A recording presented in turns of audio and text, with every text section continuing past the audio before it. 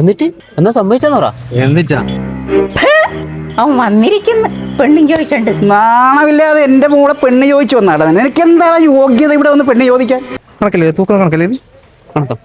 ബാക്കി പറ. നിനക്ക് വീടുണ്ടാടാ? നീ എവിടെയാണ് കിടക്കണേടാ? കടത്തിന്നേരാ റോട്ടും മേരാ? അങ്ങനെയുള്ള നിനക്ക് ഞാൻ എന്റെ പെണ്ണിനെ കെട്ടിച്ചു തരാനാ. എന്ത് അർത്ഥത്തിലാടാ നീ വന്ന് എന്നോട് പെണ്ണ് ചോദിച്ചത്? ബാക്കി പറ. എന്നിട്ടൊന്നും പറയണ്ട മോനെ. എന്നിട്ട് എന്നാ സംഭവിച്ചേ? നീ ഇത്ര വന്നിട്ട് ഇവിടെ വന്ന് നിന്നത് കൊണ്ട് നിന്നോട് ഞാനൊരു കാര്യം പറയാം. നീ ഒരു കൊല്ലത്തിനുള്ളിൽ 2 നില വീടെടുക്കാൻ പറ്റുവാ നിനക്ക്? അതെങ്ങനാ? നീ ഒരു 2 നില വീടെടുത്തിട്ട് ഒരു കൊല്ലത്തിന് വന്നാൽ നിനക്ക് ഞാൻ എൻ്റെ മോളെ ഞാൻ തന്നെ നിനക്ക് കെട്ടിച്ചു തരും. ഓക്കെ? എന്നിട്ട് എന്താ സംഭവിച്ചേ? അതെല്ലാം വലിയ സംഭവം മോനെ. ബാക്കി പറ. 1 കൊല്ലം നിങ്ങൾ എണ്ണി വെച്ചോ, ഞാൻ 2 നില വീടെടുത്ത് ഞാൻ വരും.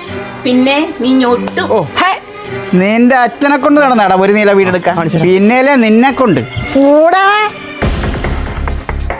നീ ബാക്കി പറയടാ. ബാക്കിയാ നിനക്കറിയണ്ട്. 65 കൊല്ലമായിട്ട് എൻ്റെ അച്ഛനെടുത്ത 1 നില വീട്. അന്നേരം ഈ 1 കൊല്ലം കൊണ്ട് 2 നില വീട് ഞാൻ എടുക്കണ്ടേ? അപ്പൊ നീ ഓളെ കെട്ടിയില്ലല്ലേ? ഓളെ കല്യാണം ഞാൻ വെല്ലുവിളിച്ച് 6 മാസം കഴിഞ്ഞപ്പോഴും നടന്നു. ഓക്കറിയാം എന്നെ കൊണ്ടാവില്ല. പിന്നെ എന്ത് പുല്ലിന് ഈ കഥ നീ എന്നോട് പറഞ്ഞു? പിന്നൊരു ടൈം പാസ് അല്ലേ.